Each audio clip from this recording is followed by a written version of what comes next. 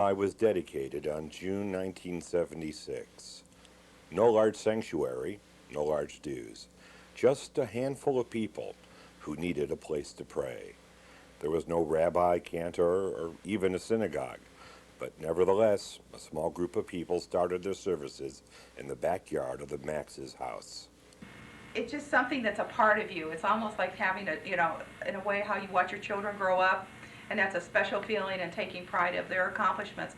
Well, I happen to have that advantage as a founder. Her son, who was only 2, remembers it well. No, it kind of makes the temple more special to me than maybe any other kid here because I've grown up with it all my life.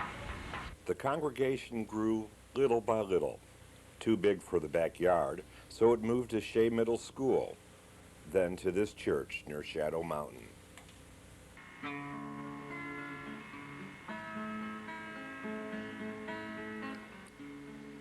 In May of 1977, Temple High was honored with a Torah, then 99 years old, and a survivor of the Holocaust. Holocaust historians told us that this Torah, which would later go on to play an important role in our temple's history, was saved from a synagogue burnt down by Nazis. The Jew who saved this Torah was put to death for saving temple artifacts. Today, the damage of that fire is still visible. And you can see you can almost pick it up with your finger. Look at here, all the burned smoke, damage. The congregation continued to grow in the early 80s and moved to this storefront. But soon the storefront was too small, so the congregation bought a small stable.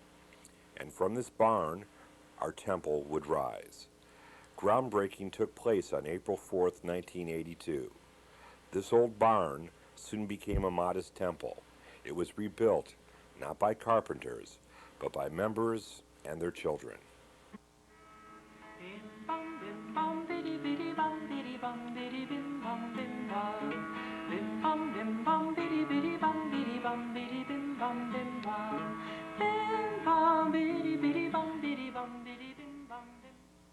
But there was dissension among the congregation. We had gone through several rabbis. Nationally known Rabbi Morris Kurtzer came out of retirement and to the rescue and brought the congregation together.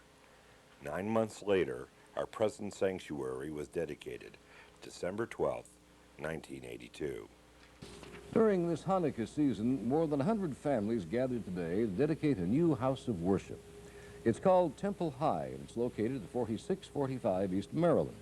What makes the temple unique is that all the people who go there pooled their talents, and they built the temple themselves.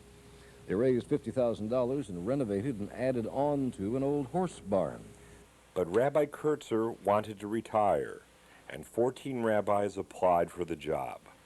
Rabbi Kurtzer persuaded a reluctant young rabbi, William Burke, to apply for the job. Rabbi Burke went through a grueling 9-hour interview. Ava Keenan sat in on the search committee. When he finally decided to take the job, and I don't know if you know, he originally turned us down, and then later we just decided to take one more shot at giving him a call, just in case he changed his mind, and he did. And I think that changed the history of Temple High. I mean, I think that's when that I knew that Temple High was going to be a great synagogue. Quickly, Rabbi Burke got support from the board and put his team together, and with a little luck. For the first few days after moving, we went to Choppy's, and there, sitting there, is a woman who looked very familiar. I thought, who is she? I said, I've seen this person before, I haven't seen her in a while. And I turned around, and there it was, Shoshana Burke. And we hugged and kissed each other. We hadn't seen each other in about 4 or 5 years. And that was the first start. From then on, I saw Rabbi Bill again and started working together. So it was a wonderful, wonderful beginning. We have a cantor who is one of the finest around, and people need to know that. And I wish everybody could travel around to other synagogues and compare, because they would come back and they would realize how fortunate we are, not just to have a woman with a golden voice and who knows how to use various kinds of Jewish music and in their appropriate places. But we also have a cantor who knows how to work with people. When I've described Ava Keenan to some of my colleagues, they're very, very envious. There tend to be, most of the educators tend to either be intellects who cannot relate well to children, or they may relate well to children, but they don't relate well to adults, or they don't have a feeling for curriculum. To me, Ava puts it all together. Rabbi Burke knew he had a tough crowd to please. When I was just here a couple of weeks, right after I gave my sermon, almost everybody in the congregation held up a card that had a number on it, as if this was an Olympic gymnastics event.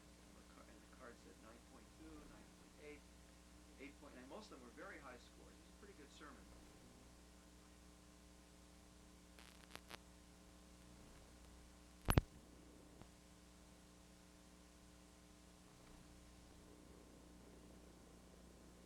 Off-Broadway play. Well, okay, off-Tatum plays. Now look, I told you that you're dancing too much. You're my wife, you're my queen, and I want you around the castle. I may be your wife, and I may be the queen, but I'm a person too, and I want to dance. The congregation never knows during festive occasions what the rabbi might do, like showing up as Superman during Purim, or Moses, or a cross between a Japanese samurai and Diana Ross.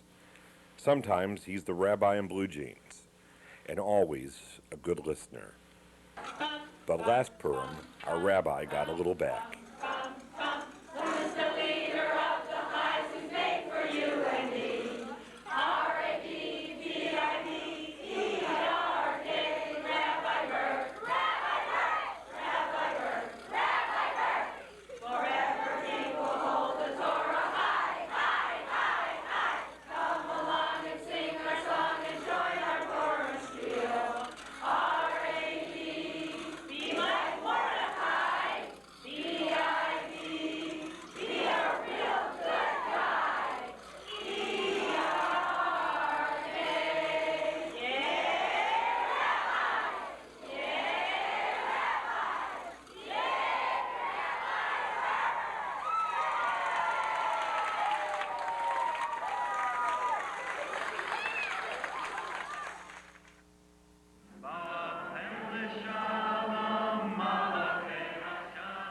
Rabbi Burke has conducted hundreds of life cycle events, including this baby naming. Finally a girl.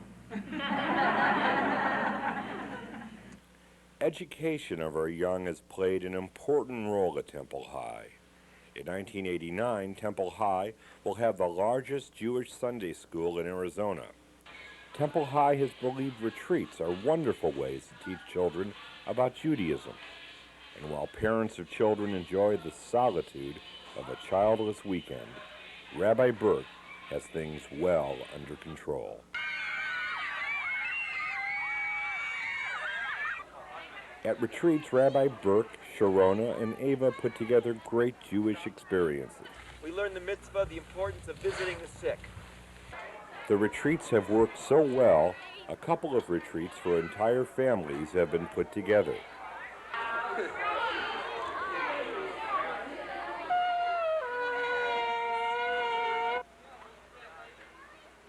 Studying Torah in the mountains, eating together, and singing.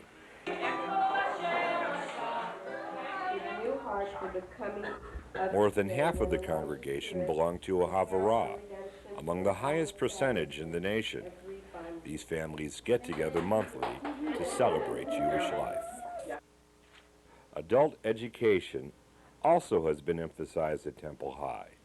In 1988, a group of adults who have never been bar or bat mitzvahed were brought before the Torah. 18 adults, teenagers and those in their 70s and many in between, have stood up before you. They publicly celebrated their commitment to Torah, to God, and to Israel. Throughout his tenure, Rabbi Burke has made sure that our children never forget the Holocaust. He has brought in many survivors including Margot Randall, who recalled that infamous night in Germany, Kristallnacht. She was 8 years old then. All around us, the sound of shattering glass, the breaking of windows. The Nazis were there. They entered our home with axes and destroyed all our belongings. We were made to leave the house. And where were we to go? I think one of the reasons I became a rabbi is because in studying the Holocaust in college, I realized that it was possible that Hitler could have a posthumous victory. And incidentally, that's still a possibility. There's no guarantees the Jewish people will survive.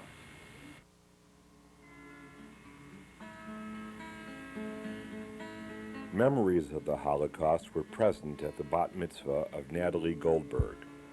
For 10 years, American Jews have shared their bar or bat mitzvahs with Soviet children who were not allowed to have their own. This practice, known as twinning, always ached the hearts of free Jews, as a chair for the Soviet twin stayed empty. But on June 28, 1986, a miracle happened. Natalie Goldberg's twin, Julia Goldfarb, was released from Moscow and became the first person in history to share in a twinning. Natalie received her talit, and in turn gave a talit to Julia. Unable to study Judaism in her homeland, Julia brought tears to the congregation by singing a Jewish song written years before by another teenager.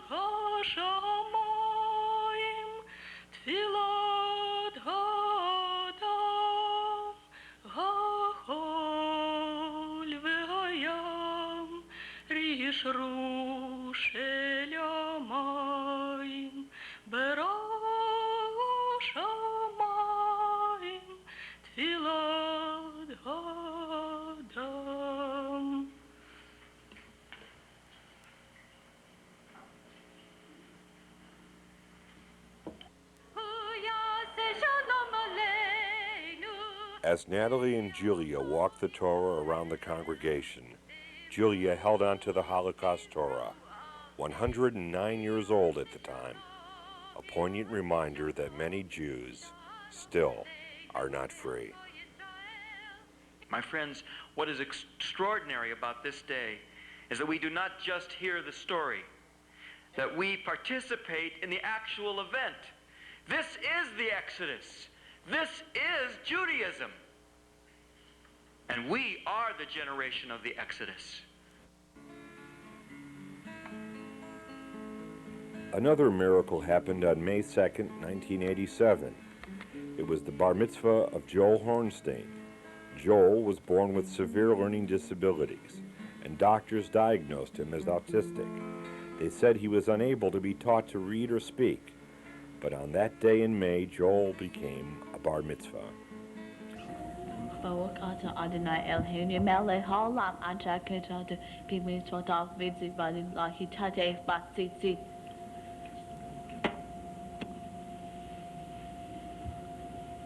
A stunned congregation watched in awe as Joel read from the Torah.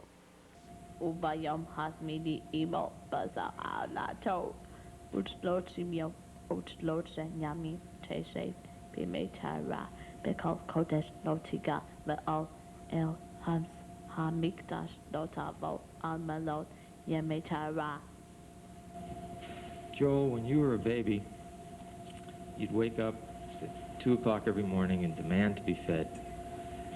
It's time for breakfast. And as I held you,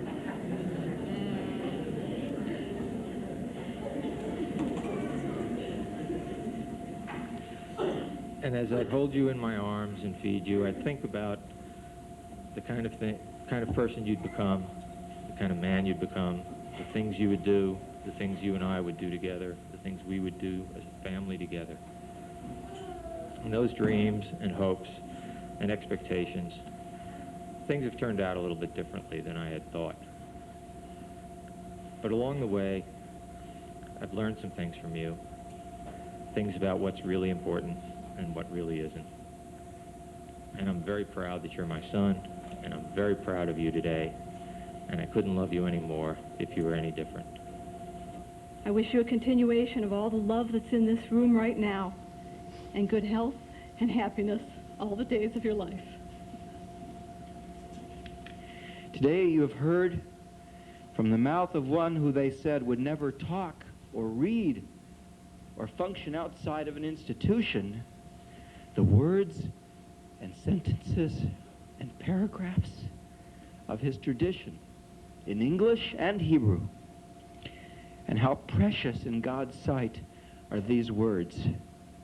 Not only was Joel Hornstein blessed that day, but the 209 people that day witnessed a modern-day miracle. Now in our bar mitzvah year, we lift our sights towards future miracles, as this summer our new sanctuary will be built. Thank you, Temple High. You have touched the hearts of many. Temple High gave my son, Jerry Pizer, an opportunity to be bar mitzvahed, which enabled him to gain the self-confidence and the growth that was unequaled in any other thing that he's done to date in his life. Temple High means life.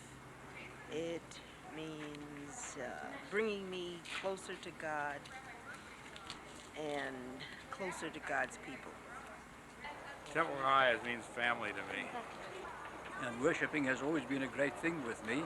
Judaism has always been very important as far as I'm concerned. And this is a very important place and a very important part of Judaism to be in a congregation and to come where people do come for the purpose of worship. That is very important. And that is what has kept us Jews together and will in the generations to come, irrespective of what happens. This is my extended family, as it were, here at Temple High. And I feel in a majority in a world where I'm really a minority. It means friendship. It means people that you care about, meeting those people at a Shabbat service, at holiday services, joining a Chavurah, spending your time with them, and just the pleasure of knowing that there's somebody there who cares. This temple in particular has been the most important temple I've belonged to in all the years of my life. Temple High means a lot of things to me. It's a home away from home. It's a family away from my immediate family. It's a place that I have a sense of belonging and ownership. I helped build this building right here. It's a sense of being part of my brothers and my sisters in the Jewish community. If I didn't have Temple High, I think there'd be a big hole in my life.